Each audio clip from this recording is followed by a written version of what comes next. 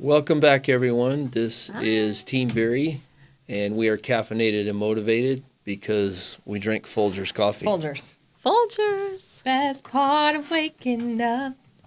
It's twice. Woo!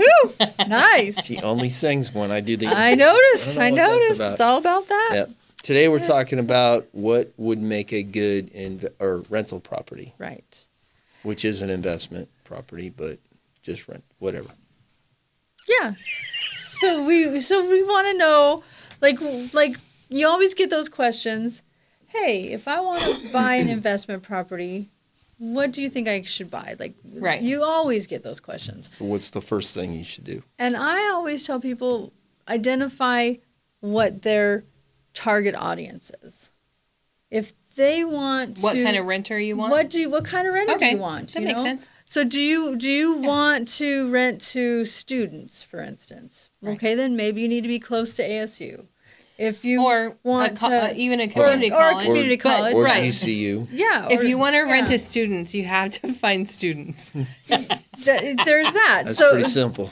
But if you want to rent to like active adults, maybe you want to have like maybe winter visitor kind of type of rentals, then you would find something a 55 in a 55 plus community. Right. Gotcha. Or something that would appeal to that, So True, maybe like somebody more of a up lock by and leave. Yeah, so something up by Cub Stadium, something like that, So you really, I always tell people, think about what's the end game. Mm-hmm. Who do you want to be renting to? Right. If they know what they want to rent to, then you kind of can go out and find those types of properties. Of course. In the location they want. Exactly. Of course, there is a caveat that there is fair housing, and you have to be very cautious about not breaking any law. Well, absolutely. Yeah. But I'm not saying demographic. I'm just saying, do you want to rent to students? I mean, I don't care what you are. You just want to rent, So it's just one of those things. But you get to pick who you're renting to. Mm-hmm. So that's part of the first piece of this. Maybe you want an Airbnb. Good place to start. Yeah, maybe you want an Airbnb. Yeah, and if you do, then you want to be in a place where that's a little bit more available, or you want to check your HOAs because a lot of the HOAs aren't even allowing that anymore. Right. So those are all pieces that you want to kind of have in your head before you even start looking. Yeah. A lot of homeowners associations have put into their CC&Rs that if you do rent a property, you have to have no less than 30 days or no more than one tenant per 30 days. Yeah. So that does affect an Airbnb. Mm-hmm. Right. So those are kind of things to kind of keep your head on, and if you kind of have an idea of that piece of it, then the rest of it kind of falls into place. Because otherwise, we can identify 1,000 different great places, but then is it really what you want? For what you're looking for? Yeah, right. Definitely. Right. So that to me is the first piece of this. The second piece of this is you want to know your ROI, return on investment. And so we have a couple of spreadsheet things, type of things, that worksheet kind of things that are on our Team Beery site.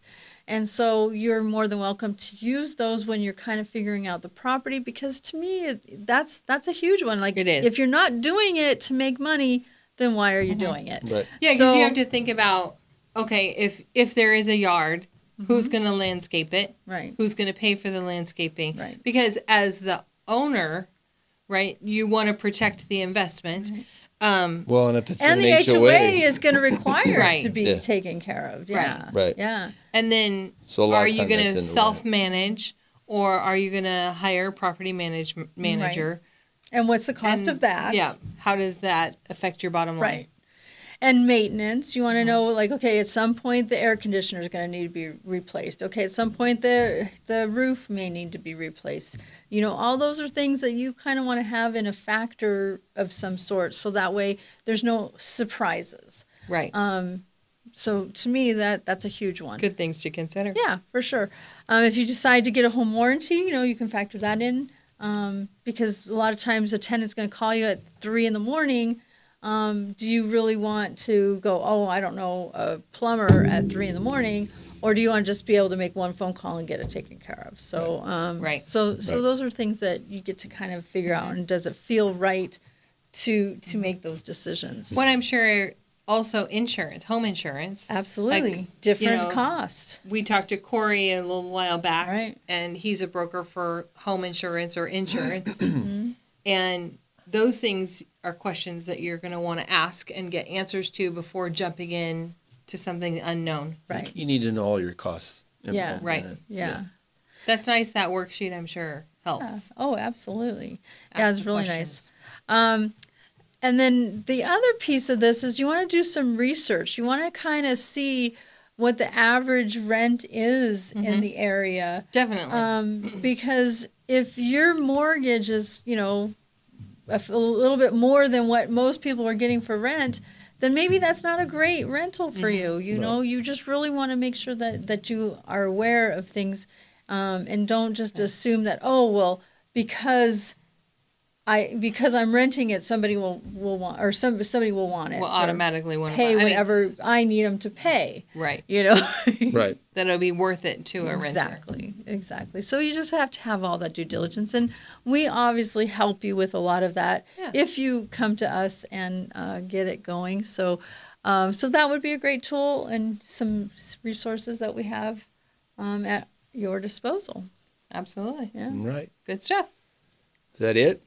I don't We know. got? Is there Okay. anything else Nope, you want I to think chat? That was it that I have. Obviously, thinking about just leasing or being a landlord in general, you also want to consider vacancy rates. Right. You know, does a property sit for very long? I mean, in the current market, no, because we have low supply for a big demand. Right.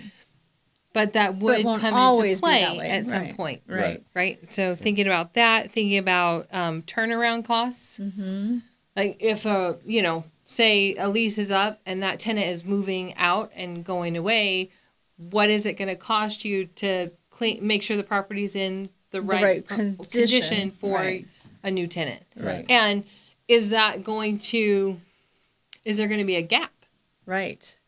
Because there usually is at least a couple weeks, if not a month, you know. So having some liquidity Right. to help you through those times. Right. So, yeah. Okay. So, Any other questions, feel free to reach out to us. Or go to our or website. go to our website, teambeery.com. We have all kinds of great resources. Right. Yep. And please like, subscribe, or share. And if you have any other suggestions for podcasts, let us know. We're And always choose a very good team. Bye-bye. Bye, everyone. Bye-bye.